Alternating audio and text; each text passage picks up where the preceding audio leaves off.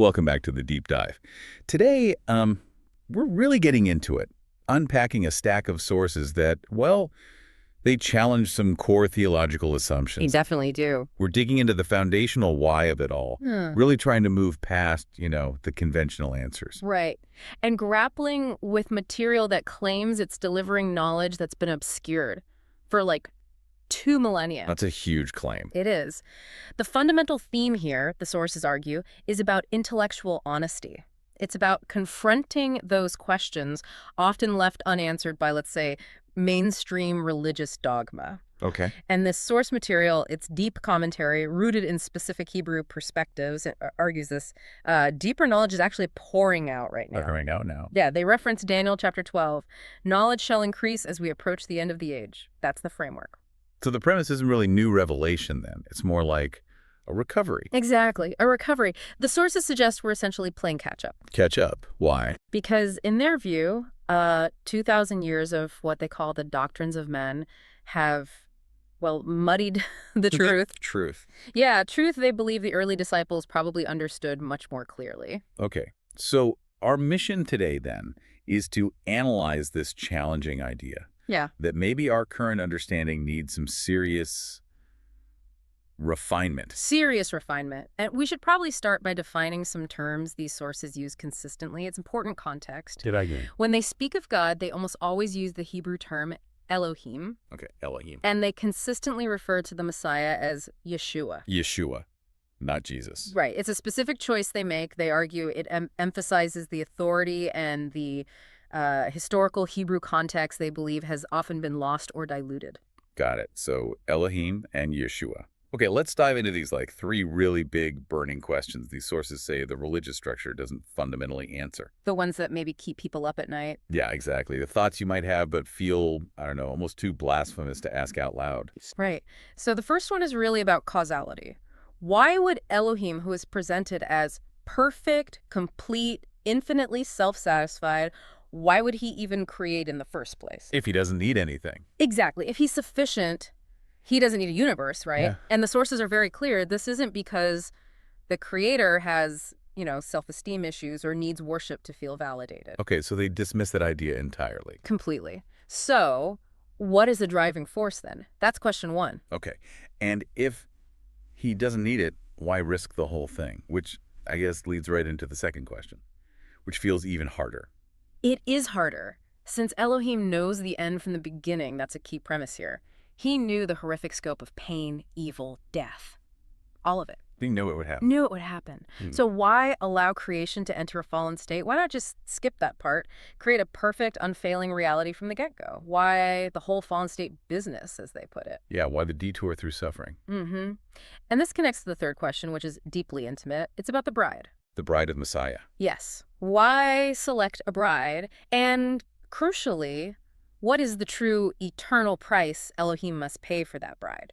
Wait, eternal price. We're usually taught the price was Yeshua's sacrifice, right? Laying down his life. Yeah, that's the common teaching. But this commentary suggests there's a price greater than the physical sacrifice. Greater. An eternal, ongoing consequence that the Creator himself must personally bear. It's Yeah. quite a concept. We'll dig into what they think that is later on. Okay, that's definitely a thread we need to pull. So if we put these challenging ideas together, particularly the idea that the fall wasn't a surprise to Elohim. Because he knows the end from the beginning. Right. Then it forces us, or rather, the sources force us, to ask maybe the most provocative question of all. Which is? Whose will was it? For you? For me? For everyone? To be born fallen? Oof. Yeah. That one's designed to really rattle the traditional cage. The idea that the fall was just, human error, Adam and Eve messing up. Right, the accidental fall narrative. These sources argue, and they lean heavily on Romans 8 here, that it was actually Elohim's will and desire for creation to be subjected to futility. Subjected to futility by him. That's the claim. The fallen state, in this view, isn't a bug in the system. It's a necessary, intentional feature designed to serve his perfect, ultimate purpose. Wow. Okay. That idea that the fall was his will. Yeah. It's profoundly difficult to square with, free will and human responsibility as we usually understand them. It absolutely is. If we were subjected to futility by design, how is it still our fault?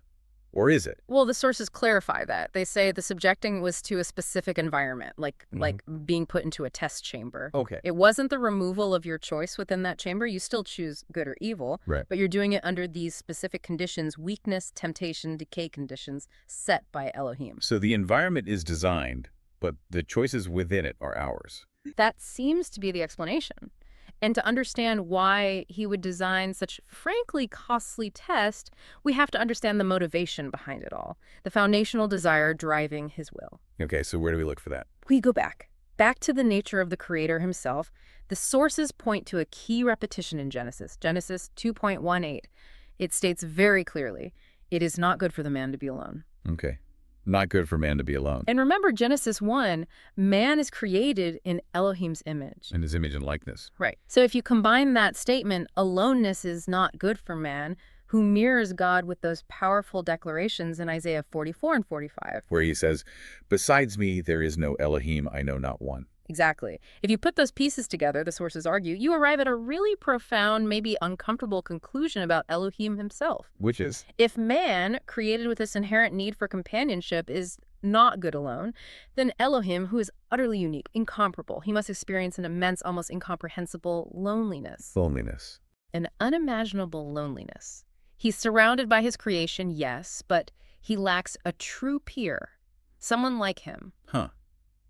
That really challenges the traditional philosophical view of God as completely self-sufficient, needing nothing, not even relationship, right? It directly challenges it. These sources insist that idea, while maybe philosophically neat, can't hold up scripturally if you take the image of God concept seriously. They use an analogy, don't they? They do. Let's flesh it out a bit. Imagine, say, a brilliant scientist, a Nobel laureate, but they have to spend their entire existence only talking to, I don't know, 5-year-olds. Okay. They might love those kids deeply, but there's no one to understand the complexity of their work, share their deepest thoughts, challenge them intellectually. That kind of intimacy, that deep connection is just impossible. There's no shared ground at that level. None. The depth of communication, the sharing of responsibility, the vulnerability, it requires a counterpart. Someone who is like him, but also, crucially, someone who has chosen him freely. Okay, I see where this is going. So the argument becomes, Elohim's deepest desire isn't just for worshipers, but for a true helpmeet, a bride, someone he can actually share his heart and his throne with. Which brings us back to how the fall serves that desire. Because the goal isn't just any bride. No, it's a mature bride. Sure. And the sources highlight the Greek word for perfect, used in Matthew 5.48. It doesn't just mean flawless. It means fully grown, fully developed, complete, mature. And maturity requires experience. It requires experiential knowledge, which is precisely why, according to this view, the test chamber of the fallen state is absolutely essential. Think about God's character described in Exodus 34. Compassionate, gracious, slow to anger. Abounding in loving commitment, faithfulness, forgiving iniquity and transgression and sin. Right, those are relational qualities. Deeply relational, and you can't truly learn them, really know them, just by reading about them. You can't know forgiveness from a dictionary definition. Exactly not. The commentary really hammers this point. The only way to genuinely know mercy, compassion, forgiveness, to have it written on your heart, not just your head, is to be shown it. When you absolutely don't deserve it. When you don't deserve it, which by definition requires the existence of sin. It requires transgression. It requires the conditions of the fallen state. So if Adam had just stayed put in Eden, perfectly obedient. He could have understood faithfulness, sure, obedience, pure love maybe, but he couldn't have grasped the full dimensions of love, not the kind that includes long-suffering, patience, and total unconditional forgiveness despite failure. Okay, so the fallen state becomes the ultimate classroom, the character development crucible. That's a good way to put it. The crucible. And this experiential knowledge, this hard-won maturity, that's the qualification for the bride's future role. Which is? Revelation 3.21. It promises that the overcomer, the one who goes through this crucible and chooses him, will sit with Messiah Yeshua on his throne. Sit with him on his throne. That's not like a secondary role. Not at all. Revelation 20.4 says they will reign as priests and kings, co-regents. That's maximum authority, maximum power over creation. Which requires maximum trust, absolute trustworthiness. So the trials, the suffering of the fallen state, they serve to legitimize the love, Yeah. to test the trustworthiness. Precisely. It's like the parable of the talents, isn't it? If you're faithful with the little things, the hard things in this life. You'll be trusted with much greater things. Exactly. And think about it in human terms. When you're really struggling, say with failure or some addiction, who do you seek counsel from? Not usually the person who just read a book about it. Right. You seek out the person who's been through it, who's been crushed by that very thing and has overcome it. They have a wisdom. That you can only get through the crushing. Yes. Wisdom gained through the crushing of our lives. That refinement process creates a vessel fit for the king's most intimate purpose, a truly mature partner. Okay. Now, you mentioned earlier this isn't just about us. The scope gets bigger. It explodes beyond just humanity and Earth. The sources introduce this powerful idea that the entire drama, the creation, the fall, the redemption, it's revealing a secret, not just to us, but to the entire cosmos. To the heavens. To the heavens. Look at 1 Peter 1. It says, the angels long to look into these things concerning our salvation. They're watching intently. Angels are watching. Why? And then Paul in Ephesians 3 talks about the unsearchable riches of Messiah and a mystery, a secret hidden for ages. Okay, what's the big secret? Paul spells it out. It's through the assembly, that's the bride, the called out ones, that the many-sided wisdom of Elohim might now be made known to the principalities and authorities in the heavenly places. Oh, so we're teaching the angels something. But why do they need instruction from us? They're already serving Elohim, right, in his presence. But how do they serve? That's the key distinction the sources make. They are ministering spirits. They serve perhaps from a position of, well, fear and servitude might be one way to put it. Duty, hierarchy. They were never given the chance to enter a marriage covenant in the flesh. They weren't subjected to the fallen state. They never had the opportunity to overcome the flesh, temptation, failure. So their love, their obedience, it's perfect, maybe, but untested by free choice in the face of real failure. It's not the same kind of chosen, vulnerable covenant intimacy. That's precisely the argument. Theirs is perhaps a love of duty, of hierarchy. Ours, the bride's, is a hard-won, tested, freely chosen covenant love forged in the fires of the fall and redemption. Which explains that staggering claim in 1 Corinthians 6.2. Exactly. Where Paul says the set-apart ones, the bride, shall judge the world. And the sources argue world there means cosmos, the entire universe. Including the angels. Including the angels. The assembly, the bride, demonstrates a dimension of love, wisdom, and trustworthiness gained through overcoming that the angels, operating from their different framework, simply can't comprehend without seeing it unfold. So this whole process displays God's multifaceted wisdom to the heavenly beings through us. That's the idea. It displays the depth of covenant love. Okay, this leads towards the ultimate goal then, doesn't it? Intimacy. Yeah. If the bride is going to be his true helpmeet, his partner. She has to know his heart completely. But isn't the heart of the king unsearchable? Proverbs says that. It does. But look at 1 Corinthians 2. It says the Ruach, the Holy Spirit, searches all things, even the depths of Elohim. Okay. And Jeremiah prophesied that in the latter days, his people shall understand the purposes of his heart. The overcoming bride, the one indwelt by the Ruach possessing the mind of Messiah, she gets access. Access to his heart, to his thoughts and desires. Full access. She will know the king's heart fully. It's the complete reversal of that initial state of aloneness we talked about. Because now he has a peer, someone who's been through the fire, learned compassion through failure, proved trustworthy. And can now truly connect with him on the deepest possible level. Vulnerable, trusting intimacy. So let's try to sum up the core claim of these sources then. This incredibly elaborate, costly, even devastating test of the fallen state. Was absolutely required. It wasn't plan B. Required why? To produce a matured, tested, trustworthy bride. One capable of connecting with the king at a level of genuine, vulnerable, chosen love. And that vulnerability, crucially, goes both ways. He gives her access to his entire being, his heart, knowing she won't betray that ultimate trust. Okay. And let's circle back to that third question, the eternal price Elohim pays.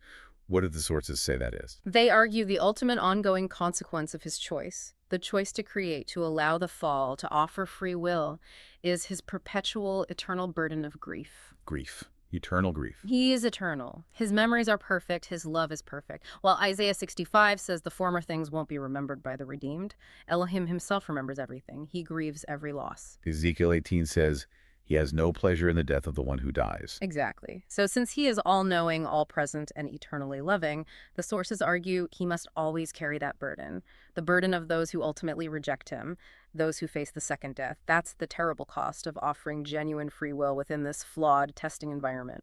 That's a staggering thought. The eternal price is eternal sorrow. A sorrow he willingly bears. And therefore, the bride's ultimate function, beyond reigning, beyond companionship even, Is to comfort him? is to bring great comfort to her husband in that eternal reality. Yeah. Her freely chosen, tested, loyal love is the counterbalance, the solace for his eternal grief over the lost. Wow. The way these sources frame it, it shifts theology from, I don't know, a set of doctrines or rules into this incredibly high-stakes, deeply personal marriage contract. It absolutely does. It's all about relationship at its core. The host and the source material we reviewed really encourages the listener, you, the learner, as they say, to keep seeking, to dig deeper. They quote Proverbs 25. It is the esteem of Elohim to conceal a matter, but the esteem of sovereigns to search it out. Right. The idea being that the bride, the future sovereign, will be the one who searches, who isn't content with surface answers. That's the premise. This depth of understanding, this level of intimacy, isn't just handed out. It's revealed to those who actively pursue it, who dedicate themselves to knowing the one they love fully, not just settling for the basics. It certainly puts a different weight on things. That perspective that maybe the Creator's deepest need is met through our refined maturity and chosen love. That's powerful. It is. And if the ultimate consequence of creation is Elohim's eternal grief, then the relationship with his bride isn't just nice, it's necessary. It's the comfort that balances the cost. A profound thought to wrestle with. Absolutely. We've really only scratched the surface here today, as always, but hopefully it's given you plenty to think about. We definitely encourage you to keep digging into this material yourself.